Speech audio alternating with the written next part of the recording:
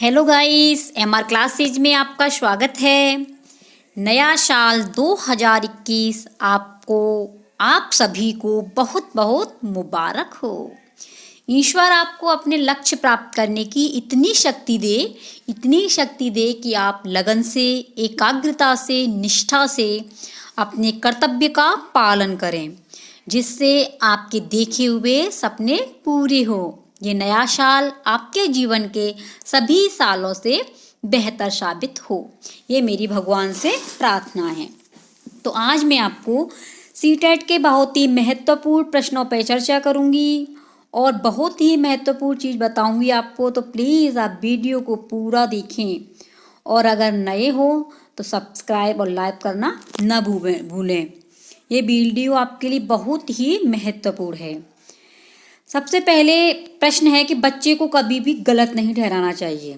प्रश्न में अगर आता है आपके सीटेट में तो बच्चों को कभी भी गलत नहीं ठहराना चाहिए। ठीक है।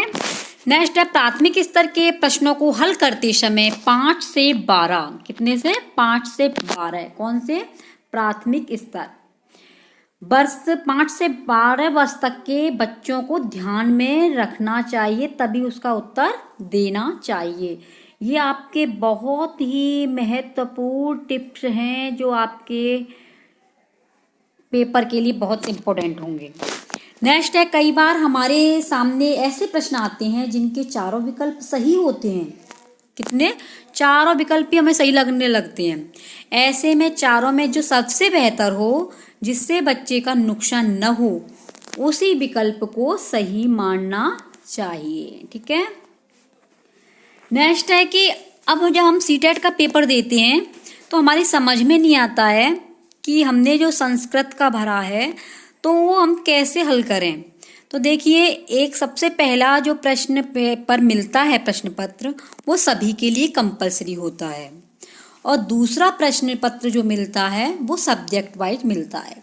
जैसे किसी को संस्कृत है, ज़्यादातर संस्कृत के लिए मिलता है, तो संस्कृत का जब होता है तो संस्कृत की पुस्तिका आपको अलग से ही मिलेगी, जिसमें अगर किसी बच्चे ने भाषा 1 संस्कृत लिखी है तो उसे 91 से 120 तक का हल करना होगा भाषा 1 में, और भाषा 2 में अगर संस्कृत फिल की है तो आपको 121 से 150 तक का हल करना होगा। जैसे हिंदी के भाषा 1 और भाषा 2 दोनों ही आ जाते हैं। तो अब हमें क्या करना होता है कि जो हिंदी के होते हैं तो हम ज़्यादातर सभी की भाषा 1 ही होती है, तो वो भाषा 1 हमें पहले ही प्रश्न पत्र में मिल जाती है, तो आप पहले उसे वहीं से हल करें और इसके बाद में भाषा 2 संस्कृत के हल करें 1 से 21 से 150 तक। ठीक है। और अगर आपकी समझ में नहीं आया हो तो प्लीज़ कमेंट के द्वारा मुझे बताएं। नेक्स्ट है कि पैराग्राफ 15 नंबर, इसके इग्नोर करना, यानी कि पैराग्राफ आता है तो पैराग्राफ क्या है, अगर आपको अच्छी तरीके संस्कृत आती होगी तभी आप उन्हें कर सकते हो। तो अगर हिंदी उसमें आप बना सकते हैं संस्कृत से तभी आप कर सकते हो, इसलिए आप पैराग्राफ को भी बहुत विशेष महत्व दें। और इससे पहले जो आते हैं वो व्याकरण आता है, तो इसलिए आप संस्कृत में पूर्ण रूप से तैयारी करके जाएं। ठीक है। नेक्स्ट है कि प्रश्न पत्र कैसा होता है। तो सबसे पहले जो प्रश्न पत्र होगा वो संस्कृत का इस टाइप से आता है और उसमें लिखी होगी संस्कृत लैंग्वेज। ठीक है। जिसमें आपको किस तरीके से हल करना है वो मैं आपको बता रही हूँ। तो इस तरीके से पुस्तिका मिल जाएगी आपको। फिर आपको ये लिखा हुआ मिलेगा जिसमें आपको लिखा होगा भाषा ये 1st और भाषा 2nd, यानी 4th नंबर पर भाषा 1 और 2nd पर है 5वें नंबर पर भाषा संस्कृत 2nd। तो अब आपको करनी कौन सी, भाषा 1 यानी कि ये वाला चतुर्थ वाला जो है ये आपको हिंदी में करना है।